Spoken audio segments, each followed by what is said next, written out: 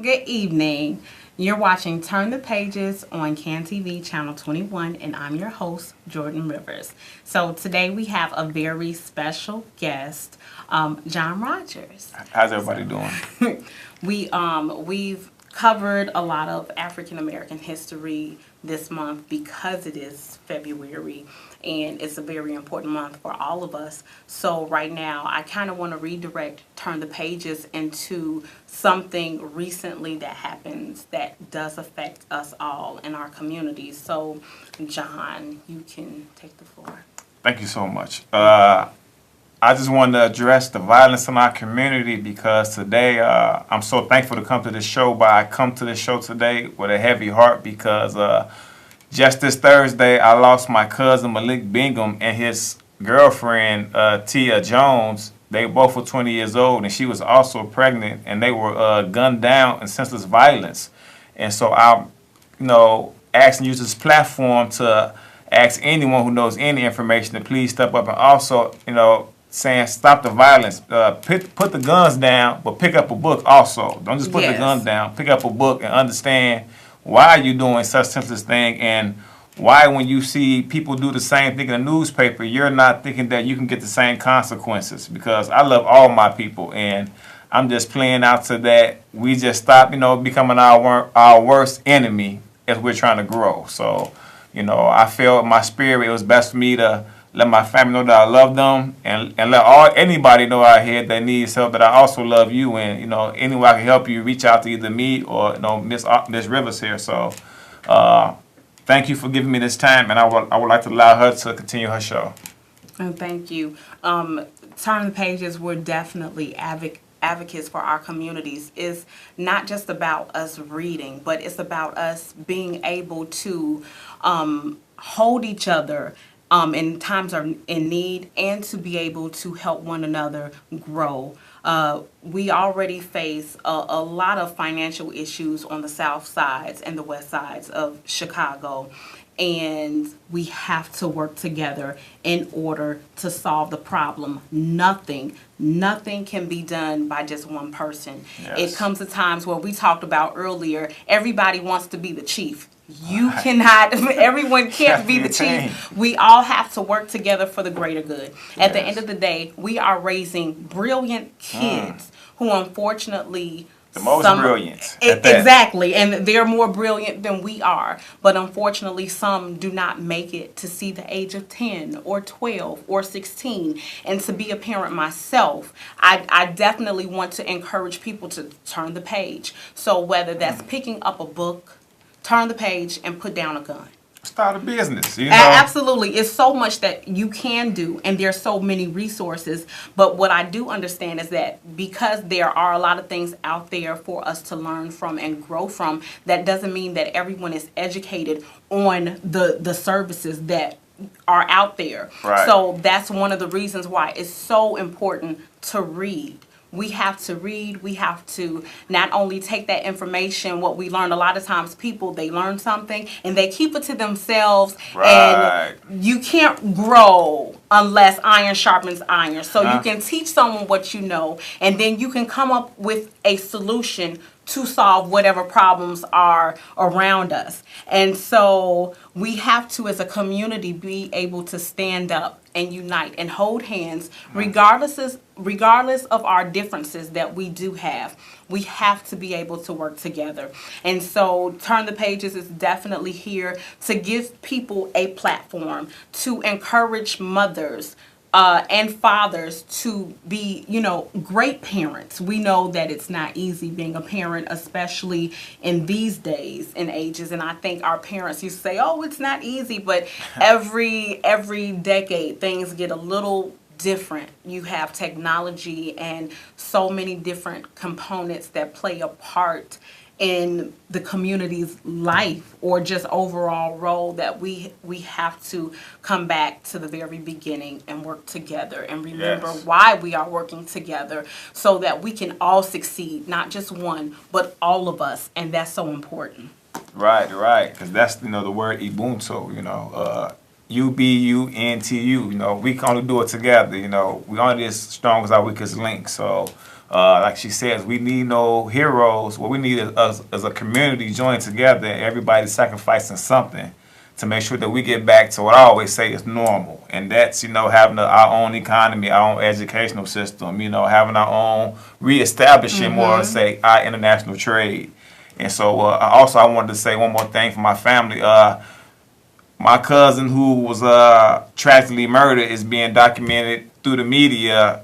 We don't know who, as a documented gang member, and that's so insensitive and pretty biased to my family, because my family is full of educators and people even in the law enforcement. So I would please ask anyone who is writing any negative things about not only my little cousin, but any young man or female that's getting murdered in these streets tragically, that's living in these impoverished neighborhoods, not to be instantly identified as a documented gang member. I would ask, for future references to build better trust between communities, let's first ask the parent, would you feel all right if I were to, address your child in that manner? So I just wanted to bring that out because I see my family's definitely, making sure that our family is not being documented as gang members or terrorists in this American society.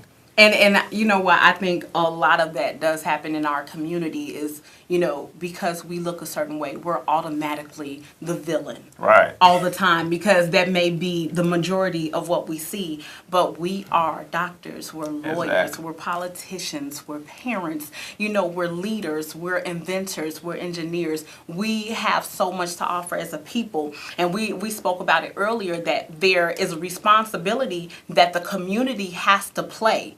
And we have not played our part. Exactly. And it's this no snitching. And in a sense, we were all born into it because our parents, what did they tell us? Don't tattletale. Right. Don't tattletale. Don't tattletale. So we would get in trouble for tattletelling. And until something like this happens, then no one wants to say anything. And so when you talk about trusting the community, it's not just the people within the community, but also, our police officers. They have to protect and serve. And so they also have guidelines that they follow. And we just talked about an incident that some years ago, maybe a good 10 years ago, one of my neighbors called the police on me because our kids, I guess, they were playing and they were being loud. But at the time, we didn't even know that we had neighbors. So I think they moved in overnight or while we were at work. And so I opened the door and the police said, "Oh, well, your neighbor's downstairs." And so for one, I didn't know that we had neighbors. And then two, I said, "Oh, did they want you to tell me that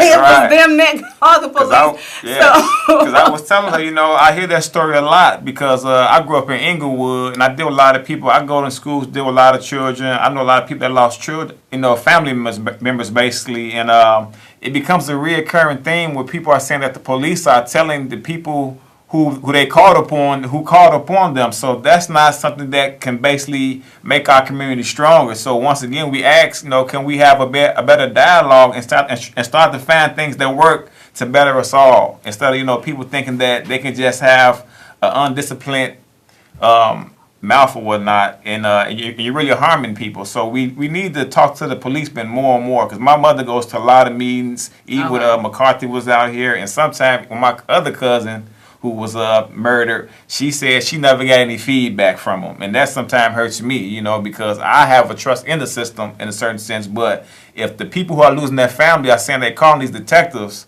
and these detectives are acting as if they're bugging them, that's not leaving a good feeling with some of these mothers who are really single mothers in the same token too. Then they're looking for help, and you're acting like, their child life doesn't mean anything. So once again, I plead. My father's a retired probation officer. I have uncles that's sergeant, Vietnam veteran friends, but we all have the same conversation where we need to find more solutions and quit finding ways to divide us. And to be able to trust as a people too. I definitely get that. And so I want to ask you, because you seem to be very active in the community, and you want this voice to help change the way that things are going, especially when it comes to our generation and younger generations. So, and you said that you grew up in Inglewood, that's where you came from, and that's definitely one of the high crime rates here in Chicago. So Inglewood has always been in the news. So I want to know, what high school did you go to? And why is education so important to you, and history? Because you are definitely a history buff, from what I can see. So first off, what high school did you go to? I attended Kenwood Academy. Okay, just like I did. So. Oh, yeah, so alumni, and shout outs to the Broncos. Right, and Kenwood has always had such a great reputation, but my point for pointing that out is look at what neighborhood you came from, and you went to one of the best schools in Chicago, especially when we were coming up. Exactly. So it's Top we three. definitely have to get out of the habit of judging people based on where they come from. There are beautiful people that come out of Inglewood. So Yes. let's not forget to mention Jennifer Hudson and what she's done. And, it really brought some attention for young black kids to look at her, Yes. being an Oscar, award-winning actress and being able to receive accolades where the entire world knows who she is. So it doesn't matter where you come from and how much money or lack thereof that your community does not have, you can still make it. But everything you do, there is a choice, and there are consequences to whatever you decide to do. So if you decide that high school is important and you want to go to school and you want to finish, then that's something positive. But also, everyone does not take that same route. So I just wanted to point out that you definitely come from a very prestigious, school, and that you have sense. You're not just someone who just walked by on the street. And unfortunately, we do look at people just based on appearance and, because his hair's a certain way, he may be a thug, he may be a criminal, but we have a lot of great people coming from some of the, and I don't want to say worst, but quote unquote the worst, because it's in the paper, is a neighborhood you wouldn't go to. There are wonderful, beautiful people that come from Inglewood, that come from Roseland, and they actually care about the community, and they want to definitely make some changes. So we're going to take a brief break, because one thing that I didn't do is say, if you are interested in being a volunteer for Turn the Pages, as we get ready for our next author tour in the library, schools, and bookstores, you can definitely go to our website. Oh, that's a little big. Okay, let's see. Let's watch that really quick. So you can definitely go to www.turn-the-pages.org. So if you are interested in being a volunteer, or you are an author that would like to go on tour and have any information, then you can definitely go to the website, write an email, and always you can definitely call in if you have any questions. So make sure you call in. We definitely want to hear from you and maybe get your point of view. What neighborhood are you from? What schools have you come from? What do you see? And how do you suggest that we do make a change? So I want to know, as far as, John, like what you're doing. So do you have anything lined up to actually help the community? How do you plan to make a difference? Okay. Well, I want to touch on, too, when you say Jennifer Hudson and stuff like that. Yeah, I was around. I grew up 2 blocks away from her. So as she was coming up, I'm around hearing the excitement in my neighborhood of people saying, look at Jennifer on TV, So they hit close to home to me, whether it's Derrick Rose. I knew about them, and they was kids. So that's, like she said, it's a lot of special people in Inglewood. But as far as helping the community, I want to first thank the ancestors and say Uncle Jasineb, Shalom, and Islam, to all my people out there. I was enlightened by my ancestors. They put me on this journey. I go out. I teach my people wherever I go. I own 3 businesses. I have a construction business. I have a music recording studio. I have a film and production business, and I have a printing business. And I try to teach kids what my forefathers taught me. Like my uncle, he's a professor at Harvard, and he taught me the importance of supporting black-owned businesses. So I only really go to black-owned restaurants. My father, he's a retired probation officer, and he taught me, to go into schools, which I'm helping a lady named Miss Lene Lawson, who was a colleague that came on the show a couple of weeks ago. We're building a children's museum to enlighten the kids about Black Chicago history, which is teaching me a lot too at the same time. Absolutely. Yes. I sat down there and I said, oh my gosh, this is so much information and I did not know. And then we can jump right into the schools and what we are being taught. So it's teachers, they have a huge job. And unfortunately, I do believe that they are overworked, that they are underpaid, and sometimes their voices just they don't get heard. But one thing that I remember about being taught about our African history was I remember being taught about Malcolm, I remember being taught about Martin and Rosa Parks, and those were the three main people we were taught about. Now, I remember being in 4th grade and our teacher, Mrs. Haywood, I can't remember which newspaper, but every day, Black History Month, one student would have to bring a clipping from a newspaper on some Black inventor, scientist, just someone who we never heard of. And then we would have to do a presentation in front of the class and talk about this person. And so that was how I believe I learned about Henry Box Brown, who actually mailed himself to freedom and poked holes in the box, got in, and he shipped himself so that he could be free. And so then that's when I learned about Phyllis Wheatley. And, I talked about the last episode,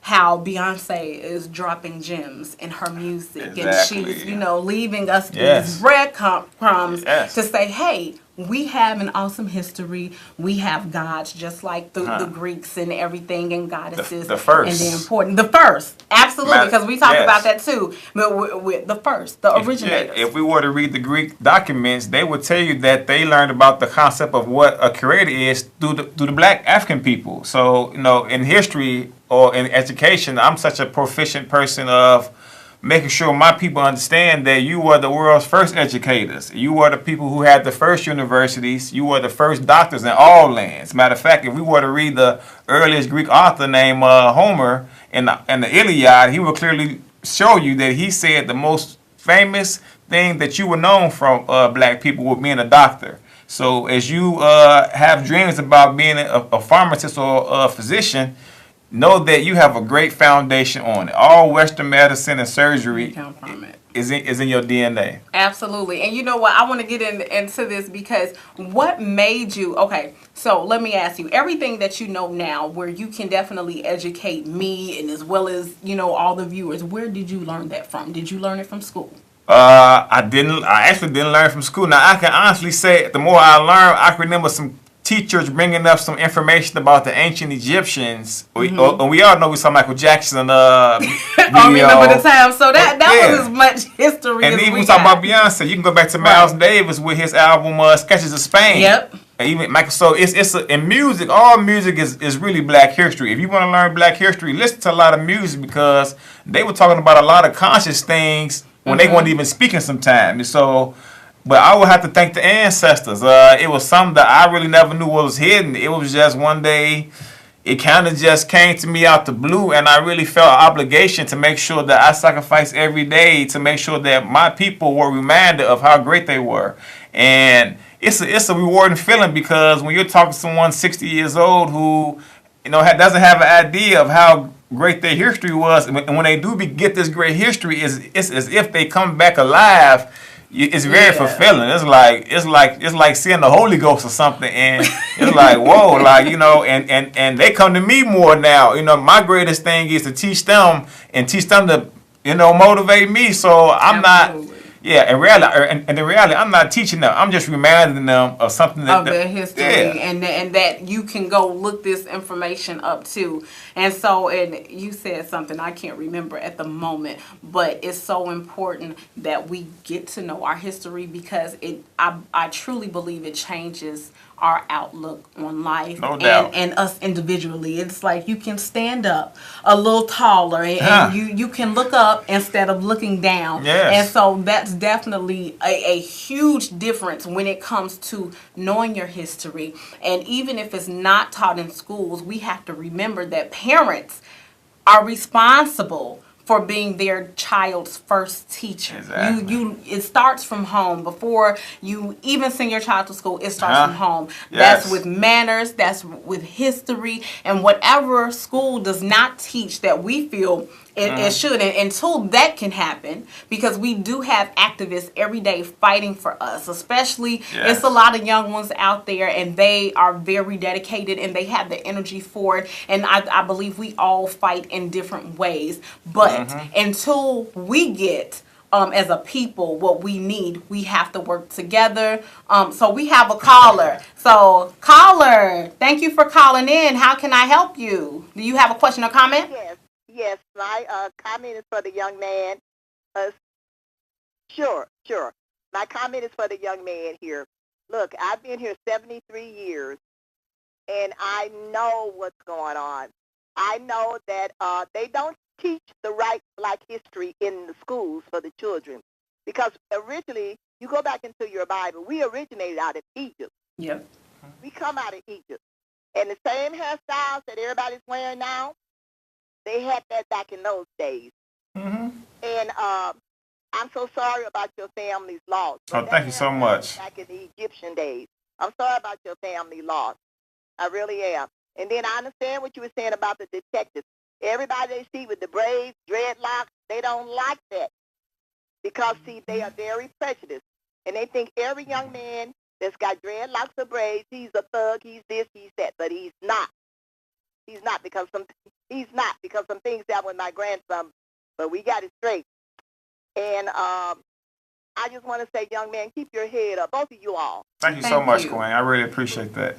And the people that live in Inglewood, stay in your homes. Don't leave. Because, see, they continue, the press, the news media continue to say, Inglewood, everything is the South Side. But it's not. You go up north, they sweep it up under the rug. You don't hear about it. You go to Skokie, you go to all these suburban towns, they got a lot of crime going on out there. They come to the city here, the rich ones, and buy their drugs. I have been driving around. I have seen them at 3 and 4 o'clock in the morning coming from work. I have seen them. And like I'm saying, it was a young lady on TV today where the kids got burned up in the house.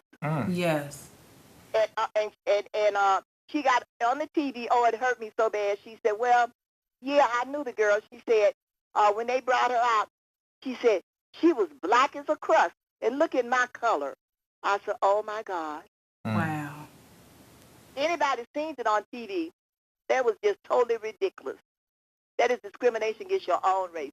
But you two keep the good work up. And please, try to, see, they taking the prayers out of school. When they taking the prayers out of school, that messed up a lot of stuff here. And I definitely agree. Stay in your homes. Don't leave, because they want that area. Right, exactly. Because it's close by the airport, it's close to downtown, and they want that area. And everything on TV, don't believe it. Inglewood. Oh, no, you better go to the suburbs. Absolutely. I want to thank you for calling in. I got to wrap you up because I don't want to forget what I want to say about something you just said. But thank you so much for calling in. And I hope you watch again and just whatever, question or comments that you have, I would love to hear about it. Okay? So I want to talk about that. She said, "Do stay in your home," and so I believe Mayor Rahm Emanuel had a program. I'm not even sure if it's still going on. I remember seeing an article about if you own property in Inglewood that you can buy the lots next to your home if they're empty lots for $1. So there's so much that you can do with that $1. I have someone who I know personally that is actually building a community garden in Inglewood. So, I definitely want to say keep your head up. Learn, even if it's not being taught in school. Bookstores and libraries are all around you. The Chicago Public Library have 80 locations. It's no reason why you can't go out and find out about who you are and where you come from. So I always want to remind you to turn the page.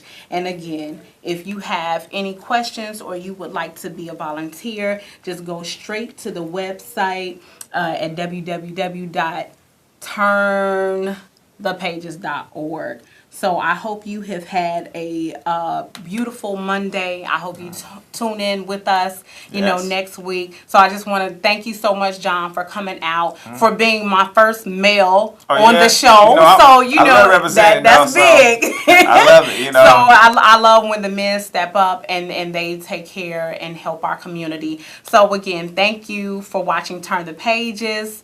I'm your host, Jordan Rivers, and I'll see you next week.